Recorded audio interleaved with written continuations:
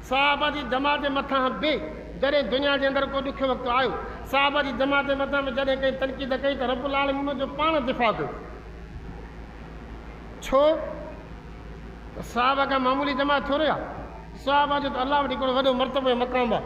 अलाह यस्तफ़ीहुम लिसुहबत रसूली, अलाह ने जीअं हिकिड़ो 24,000 नबी चूंडिया, पूरी काइनात जे इंसान ज़ात मां अलाह ने चूंडे हिकिड़ो 24,000 माण्हुनि खे नबी बणायो।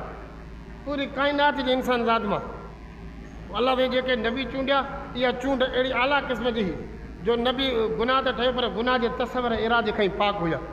अल्लाह ने उन नबियनि खे दुनिया जे अंदरि सभ खां वधीक अकुल ॾिनो, सभ खां वधीक इल्मु ॾिनो, सभ खां वधीक फाम ॾिनो, सभ खां वधीक बर्दाश्त ॾिनी। छो त अल्लाह जी पूरी काइनात जे इंसान ज़ात मां चूंडे हिकिड़ो 24,000 माण्हुनि खे नबी बणायो।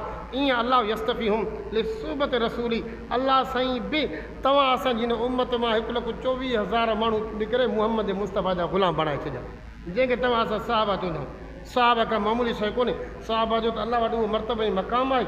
तव्हां ॾिसो पाण साईं जन हदीस में ईंदो आहे त जॾहिं हिकिड़ी मजलिस में वेठा रसूलुल्लाह जा साहबा ॿिया बि वेठा, पाण साईं जन साहबा खे वेही करे दीन सेखारीनि सम्झाइनि पिया। पोइ साहबा खे दीन सेखारीनि सम्झनि पिया। हिकिड़ो अहिड़ो माण्हू हो जेको सॼो ॾींहुं वेठो रहो पर ज़रे बराबरि बि उन सुवाल कोन कयो। शाम जो वक़्तु थियो, मजलिस ख़तमु थी वई, जॾहिं ॿियो ॾींहुं आहे पाण साईं जन साॻी अची करे मजलिस में वेठा।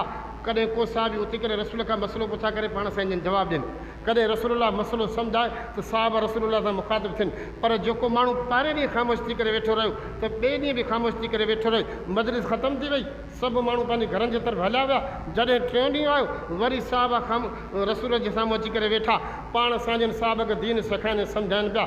साहब रसूल जे साम्हूं वेही करे दीन सिखनि सम्झनि पिया। कॾहिं कहिड़ो साहबी सुवाल, कॾहिं कहिड़ो साहबी सुवाल। उहो माण्हू जेको पहिरें ॾींहुं ख़ामोश थी करे वेठो रहियो त ॿिए ॾींहुं बि ख़ामोश थी करे वेठो रहियो। जॾहिं ॿियो ॾींहुं ख़ामोश थी करे वेठो रहियो त टियों ॾींहुं बि ख़ामोश थी करे वेठो रहियो। अलाह जे नबी मजबूर थी करे उन साहबी सां मुखातिबु थी करे पुछा कयो, फिलाना तूं मुंहिंजी मजलिस में ईंदो आहे पर मूंखां न कंहिं क़िस्म जो सुवाल कंदो आहे, न वरी मूंखां को मसइलो मालूम कंदो आहे। आख़िर मुंहिंजे मजलिस में तुंहिंजे अचण जो मक़सदु कहिड़ो हूंदो आहे? कहिड़े इरादे सां मुंहिंजी मजलिस में ईंदो आहे? न तूं को मसइलो मालूम करे थो, न को सुवाल करे थो, न वरी मूंसां ॻाल्हाए थो। मसइलो छा आहे? जॾहिं रसूल उन साहबी सां मुखातिबु थी करे इहे लफ़्ज़ ॻाल्हाया तॾहिं हदीस में ईंदो आहे त साहबी जे अखियुनि में लुड़क वही आहे। साहबी रोई करे अलाह जे नबी खे जवाबु ॾिनो। जेको रसूल जे साहबी जवाबु ॾिनो उहो सोन जे पाणी सां लिखण जे बराबरि हो। उन साहबी चयो साईं जॾहिं सुबुह जो वक़्तु थींदो आहे त मूं चैन ऐं सुकून ख़तमु थी वेंदो आहे। मूंखां घर वारा विसरी वेंदा नी, घर वारी विसरी वेंदी आहे, ॿार बचा विसरी वेंदा नी। बसि राति जो वक़्तु गुज़रंदो आहे, सुबुह जो ॾींहुं थींदो आहे, दिलि में इहा तड़प ऐं तमना पैदा थींदी आहे त मुंहिंजूं अखियूं हुजनि, मुहम्मद मुस्तफ़ा जो चहिरो हुजे। मां पंहिंजे अखियुनि खे मुहम्मद मुस्तफ़ा जे साम्हूं रखी करे मुहम्मद मुस्तफ़ा जी चहिरे जी ज़ियारत कयां। ख़ुदा जो कसम आहे ॿियो कोई मक़सदु न हूंदो आहे। मक़सदु इहो हूंदो आहे त मुंहिंजूं अखियूं हुजनि, तुंहिंजो चहिरो हुजे, वेही करे तुंहिंजे चहिरे जी ज़ियारत कयां।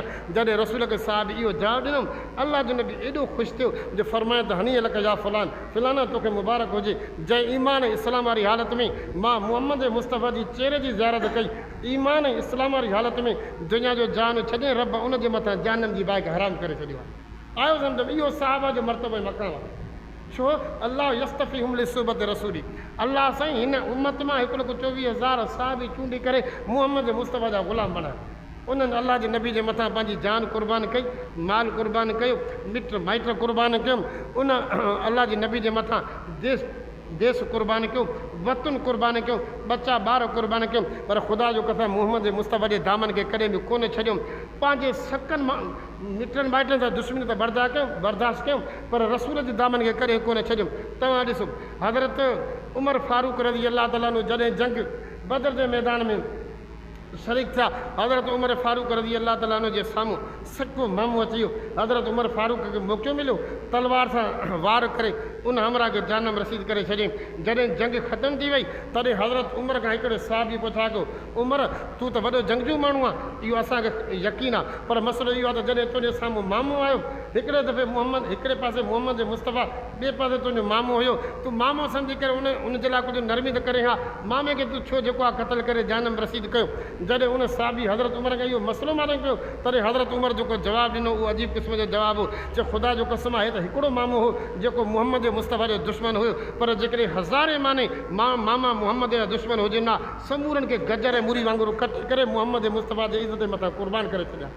आहे सम्झ में इहा साहब जी क़ुर्बानी मन मिटनि माइटनि खां बि वधीक मुहम्मद मुस्तफ़ा सां जेको मुहबत इज़हार कयूं पोइ अलाह साईं उन जे लाइ हिकिड़ो मर्तबे मक़ाम जेको बणायो पोइ ॾिसो जॾहिं साहब जे मथां अची करे एतिराज़ थियो अलाह साईं उन एतिराज़ जो जवाबु पाण ॾिनो साहब जे मथां जॾहिं कंहिं अची करे तनक़ीद कई रब हुन जो दिफ़ा पाण कयो हज़रत अबू बकर सिद्दीक़ रज़ी अल्लाह ताला अन्हु मुस्लमान जो पहिरियों ख़लीफ़ो आहे जॾहिं इस्लाम जी शुरूआत वारो दौर हुयो त उन वक़्तु इस्लाम कमज़ोर हो थोरा माण्हू जेका कलमो भरे करे मुस्लमान थिया उन वक़्तु कुफर वॾी ताक़त वारो मके जा जेके वॾे में वॾा सरदार आहे चीफ सरदार आहे सभु जो सभु काफ़र आहे अबू जाल उतबो शेबो वलीद बिन मुग़िरा इहे जेके वॾा वॾा सरदार ताक़त वारा माण्हू आहे सभु जो सभु काफ़र आहे असांजो नबी साईं हज़रत मुहम्मद मुस्तफ़ा जा जानी बि दुश्मन आहे त माली बि दुश्मन आहे मौक़े जे तलाश में हूंदा त को मौक़ो मिले त असां नबी साईं जो कमु पूरो कयूं जॾहिं कुझु मुस्लमाननि कलमो भरे करे रसूल जी ग़ुलामी क़बूल कई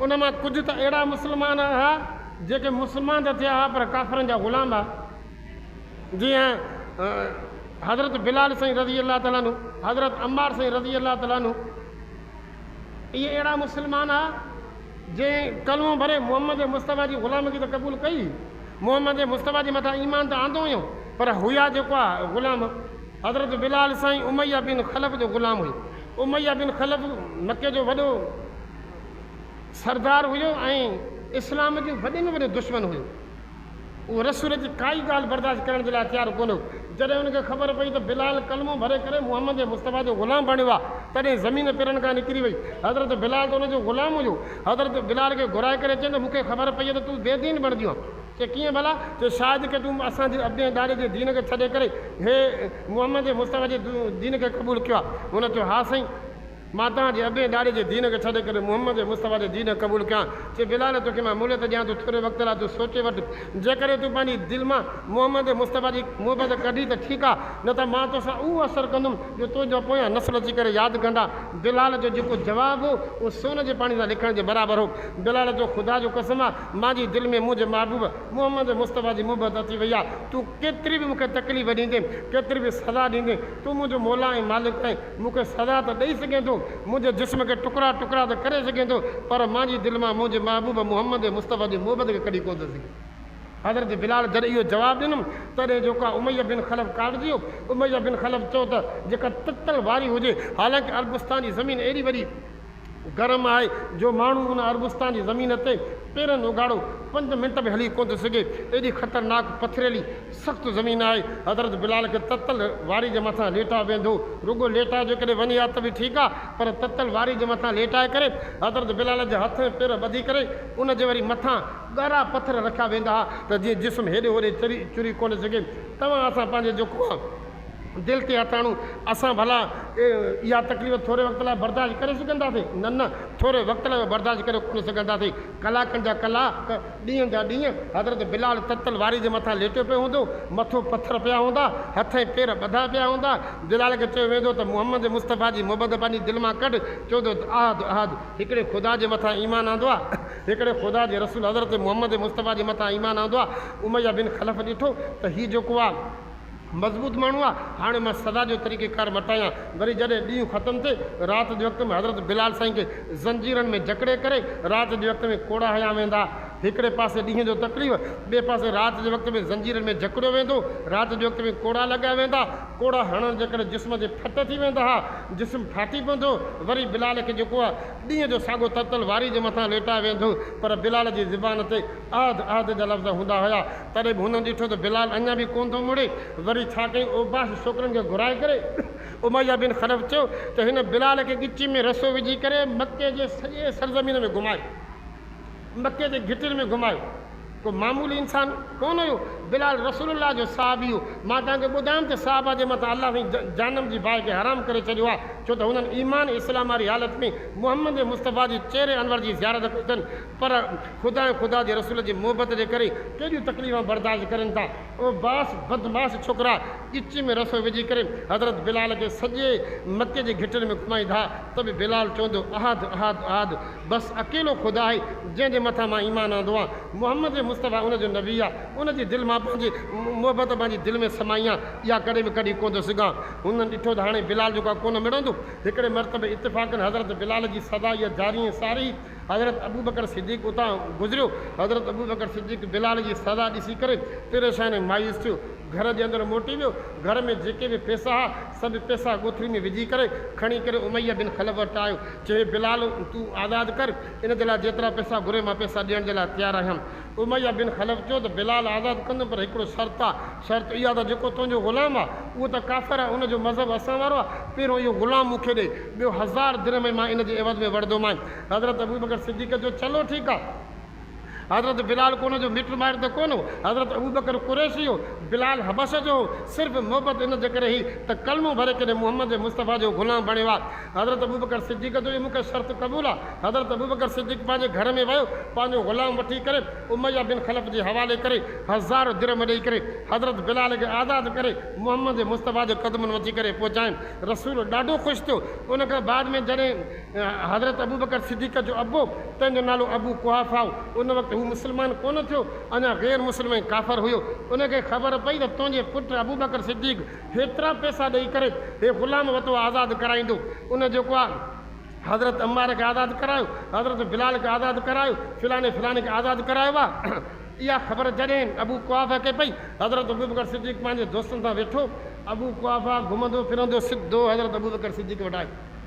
हज़रत अबू बकर मके जो हिकिड़ो मोतबर माण्हू हो, उनजो मुआसिरे माहौल जे अंदरि हिकिड़ो मर्तबो ऐं मक़ाम हो। माण्हुनि जे मुंहं ते, दोस्तनि जे मुंहं ते अबू बकर सिद्दीक़ रज़ी अल्लाह ताला अन्हु खे चवणु लॻो, अबू बकर तूं कॾहिं खां वठी करे चौधरी थियो, कॾहिं खां वठी करे जेको पंहिंजो पाण खे मशहूरु करण जी कोशिशि करे थो। हिन बेपूच माण्हुनि खे, ग़रीब मिसकिन माण्हुनि जे मथां तूं पैसो ख़र्च करे तूं पंहिंजो नालो कढणु चाहीं थो। हिननि खे जो आज़ादु कराइण जो घर जो पैसो ख़र्च करे थो, तोखे फ़ाइदो कहिड़ो मिलंदो। हज़रत अबू बकर सिद्दीक़ रसूल जो साहबी आहे, पंहिंजो अबो उनखे दोस्तनि जे मुंहं ते घटि वधि ॻाल्हाए थो। अबू बकर सिद्दीक़ खे अबे जे लफ़्ज़नि जे करे ॾुख न थियो, ॾुख इन जे करे थियो त अबे जॾहिं इहो इल्ज़ाम हयो त तूं सभु कुझु रिया ख़ातिर करे थो, ॾेखा जे करे करे थो, त माण्हू मूंखे चौधरी चवनि, माण्हू मूंखे सरदार चवनि, माण्हू मूंखे सखी चवनि। हालांकि अबू बकर सिद्दीक़ जो जेको बि अमल हो रब जी रज़ा ख़ातिर हुयो, उन जे अंदरि इख़लास मौजूदु हो त ख़ुदा जो रसूल राज़ी थिए, छो त ख़ुदा जो बानो आहे, मोहम्मद मुस्तफ़ा जो ग़ुलाम आहे। अबे इल्ज़ाम हयो न, तूं सभु कुझु जेको आहे पाण खे मशहूरु करण जे लाइ पैसो ख़र्च करे थो। हे बेपोच माण्हू, हिननि माण्हुनि जो असांखे कहिड़ो फ़ाइदो थींदो जो घर जा पैसा खणी करे तूं ख़र्च करे थो।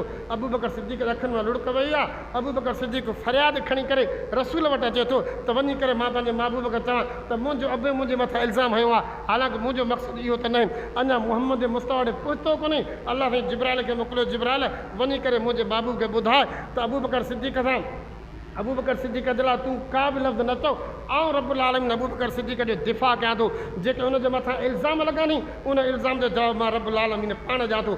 जिब्राइल अमीन आयो, मोहम्मद मुस्तफ़ा ॾे पहुतो, क़ुर पाक जी इहा आयत खणी आयो, वसयु जन्नबुल अतका अल्लज़ी यूती मालू यतज़क्का वमा लिआदिन इंदहु मिन निमतिन तुजज़ा इल्ला इब्तिग़ाअ वजहि रब्बिल आला वला सौफ यरज़ा। ए मुंहिंजा महबूब तूं दुनिया खे ॿुधाए, अबू बकर रिया कार माण्हू न, अबू बकर जो मक़सदु शोहरत न, अबू बकर जो मक़सदु चौधराप न, अबू बकर जो मक़सदु इहो आहे त मां बिलाल खे आज़ादु कयां, फिलाने ग़ुलाम खे आज़ादु करायां, त उहे तकलीफ़ुनि मां आज़ादु थियनि, जंहिंसां ख़ुदा बि राज़ी थिए, ख़ुदा जो रसूल बि राज़ी थिए। अबू बकर जेको बि कमु कयो आहे मां रब जी रज़ा ख़ातिर कयो आहे। तूं अबू बकर खे ॿुधाए त मां रब्बुल आलमीन तुंहिंजे मथां जानम जी बाहि खे हराम करे छॾियो आहे, छो त तूं जेको कमु कयो उन सां ख़ुदा बि तोखे राज़ी आहे, त ख़ुदा जो रसूल बि तोखे राज़ी आहे। आयो सम्झ में त अबू बकर सिद्दीक़ को मामूली इंसान कोन हो।